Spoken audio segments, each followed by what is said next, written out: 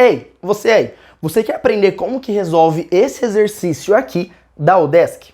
Bom, se você quer aprender como que resolve esse exercício, basta você ficar até o final dessa videoaula que eu tenho certeza que você vai conseguir entender como que resolve, porque eu vou responder ele agora com você, perfeito? Então, exercício na tela e bora responder! Bom, pessoal, então tô aqui com vocês e agora eu vou responder esse exercício maravilhoso aqui da Udesc. Vamos lá? Então, olha, o exercício começa da seguinte maneira. Os fundamentos da estrutura da matéria e da atomística baseado em resultados experimentais tiveram a sua origem com John Dalton, lá no início do século XIX. Perfeito? Então, desde então, no transcorrer de aproximadamente 100 anos, outros cientistas, tais como J.J. Thomson e o Rutherford e também o Niels Bohr, deram contribuições marcantes de como possivelmente o átomo estaria estruturado. Bom, até então ele deu uma breve análise ali da parte da história dos modelos atômicos. Já conseguimos perceber que esse exercício aqui é sobre modelos atômicos. Com base nas ideias propostas por cientistas, marque V para verdadeira e F para falsa. Antes da gente ler essas informações aqui, pessoal, vamos fazer o seguinte, vamos ler ali o enunciado para saber o que a gente tem que fazer. Eu acho que já está claro para todo mundo que a gente tem que fazer, né? Mas é sempre bom ler para ter certeza. Então vamos lá.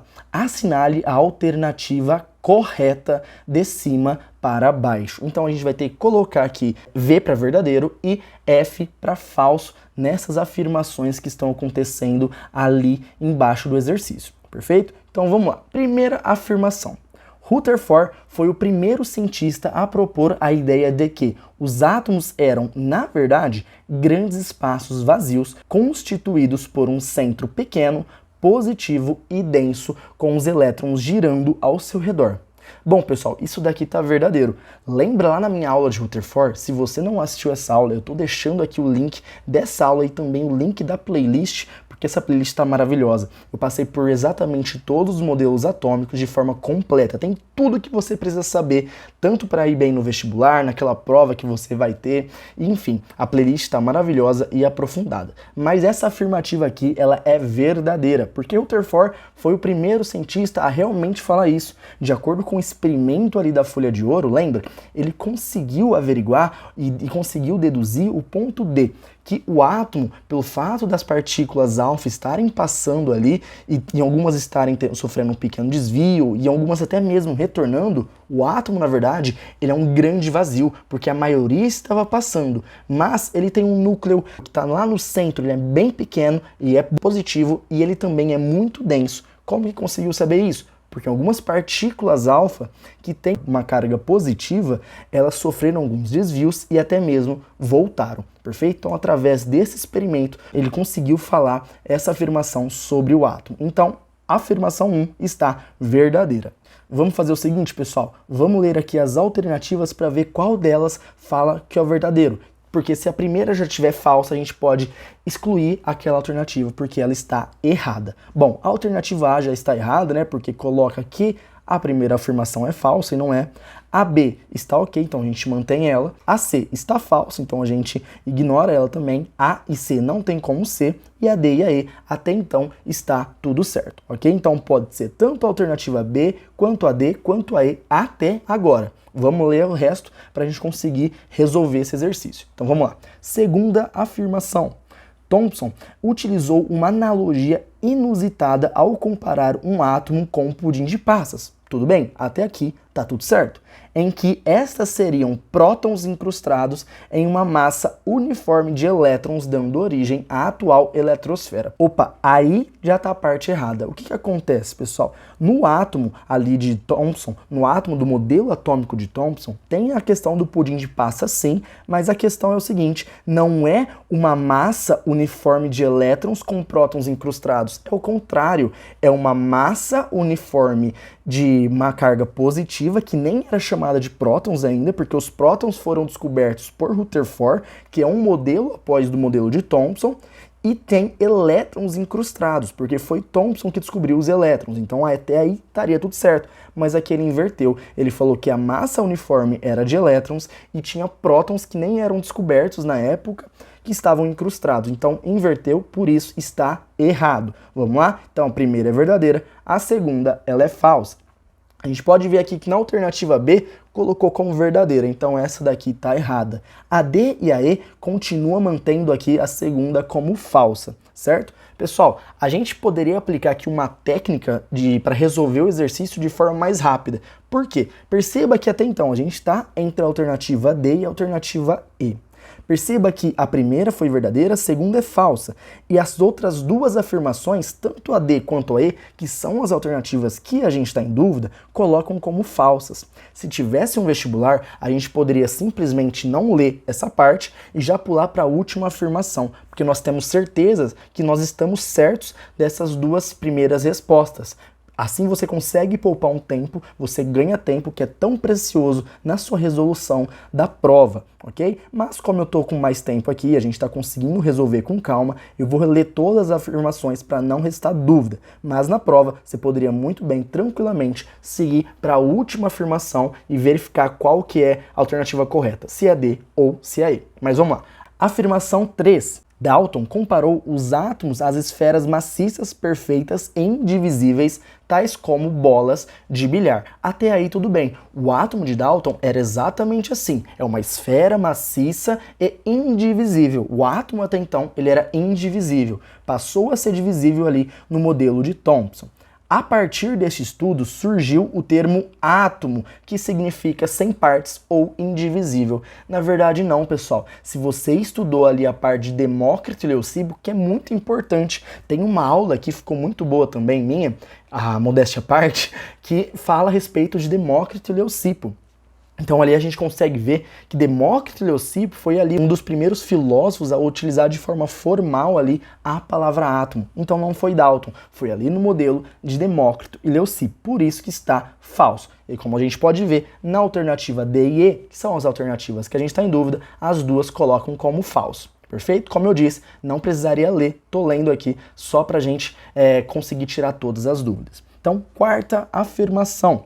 O modelo atômico de Bohr foi o primeiro a envolver conceitos da mecânica quântica. Tá certo, é isso mesmo. A gente trabalha ali com níveis de energia, a gente começa a quantificar a energia. Tem uma aula também minha que, olha, ficou maravilhosa, modéstia à parte, que eu recomendo muito você assistir sobre o modelo de Bohr. Mas até então tá tudo certo, foi ali realmente o primeiro a abordar ali conceitos da mecânica quântica, em que a eletrosfera possuía apenas algumas regiões acessíveis denominadas níveis de energia. Tudo bem, até aí ok, sendo o elétron proibido a movimentação entre as regiões. Não, pessoal, é aí que está o erro. Até então estava tudo certo. Foi ali o primeiro modelo atômico mesmo a realmente utilizar a mecânica quântica. Ele fez ali a quantização da energia. Só que a questão é, pessoal, tinha os níveis de energia, só que os elétrons eles poderiam transitar ali de acordo conforme eles ganhassem ou perdessem determinadas quantidades de energia, que é o que a gente chama de salto quântico, né? Que a gente aborda tanto na parte do salto quântico. O salto quântico está incluído aí com essa transição de um nível para o outro de energia do elétron. Então não, ele não está estritamente proibido ali de fazer essa movimentação. Na verdade, isso acontece e você só está conseguindo assistir esse vídeo graças a essa movimentação.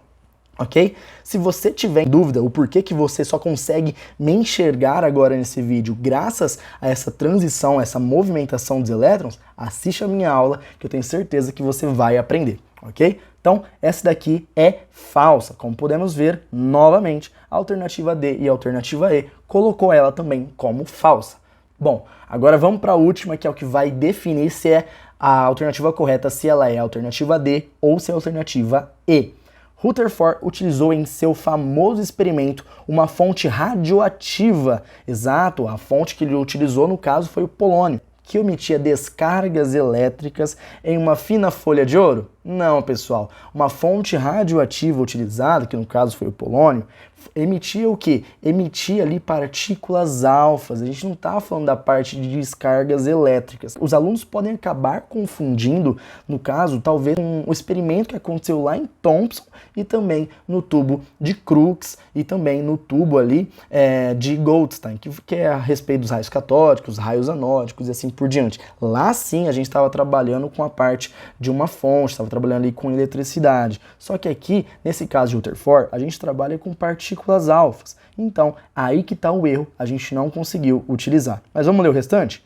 Além de um anteparo para detectar a direção tomada por elétrons. Isso daí, ok. O Rutherford utilizou sim um anteparo ali para conseguir identificar, né? Um anteparo que ele era sensível ali e conseguiu marcar onde que estava sendo chocado ali depois que a partícula alfa ela interagia e atravessava ali em algumas partes, né? Que a gente já viu como que acontece, a fina folha de ouro. Por isso que essa alternativa aqui, ela é falsa. Podemos ver então que como a alternativa E colocou ela como verdadeira, ela está errada. A alternativa correta é a alternativa D. Legal, né? Tenho certeza que você conseguiu aprender bastante nesse exercício aqui. E se você gostou desse estilo de resolução comentada, no qual eu coloco ali o exercício e vou respondendo com você de forma direta, já vou até mostrando algumas videoaulas ali, se você ficar em dúvida para você realmente tirar todas as dúvidas, faz o seguinte, tô deixando 5 exercícios para você, todos exercícios de vestibular, no qual eu selecionei a dedo. Esse exercício, inclusive, foi um dos exercícios que eu selecionei para você. Nesse caso, dos 5 exercícios, pessoal, que eu selecionei, foi sobre o assunto de Demócrito e Leucipo. Embora esse exercício ele trabalhe com você outros temas também dos modelos atômicos, perceba que Demócrito e Leucipo estava ali também no meio. Sem isso, a gente não conseguia ter respondido, talvez, esse exercício, perfeito? Ele estava sendo utilizado ali também para resolver esse exercício. Então, faz o seguinte, tô deixando um link aqui na descrição para você. Você vai clicar nesse link, vai te levar para um formulário. E nesse formulário você vai ter acesso aos 5 exercícios, certo? E nesses 5 exercícios você vai conseguir preencher alguns dados e depois responder eles. Após responder, você envia, você vai conseguir saber se você acertou ou se errou. Você vai ter um feedback, um retorno, se você acertou ou se você errou. Sabendo disso, aí você pode pensar o seguinte: poxa, Bruno, eu acertei chutando, ou eu acertei, mas eu gostaria mesmo de saber como que resolve. Ou até mesmo eu errei, eu gostaria de aprender como que resolve. Será que não teria uma resolução comentada em vídeo? Pessoal, eu acho que vocês já sabem que tem, né? Tanto que essa daqui é a resolução comentada em vídeo para esse exercício que eu acabei de responder com vocês. Ok? Então faz o seguinte, você vai clicar aqui nesse link embaixo, responder mais 5 exercícios e depois, se necessário, assistir as resoluções comentadas. Se você gosta de resoluções comentadas, fica tranquilo, não tem só 5 exercícios não. Se você for ver todas as minhas aulas, absolutamente todas as minhas aulas, eu sempre coloco no mínimo 5 exercícios, podendo ter em alguns casos ali até 10 exercícios para você responder na parte da descrição, ok? Então sempre estou separando, vai ter muitos e muitos exercícios aí com o decorrer do ano para vocês responderem e também ter a resolução comentada, perfeito? Então faz o seguinte, acessa aqui o formulário e eu te vejo na próxima resolução comentada ou na próxima videoaula.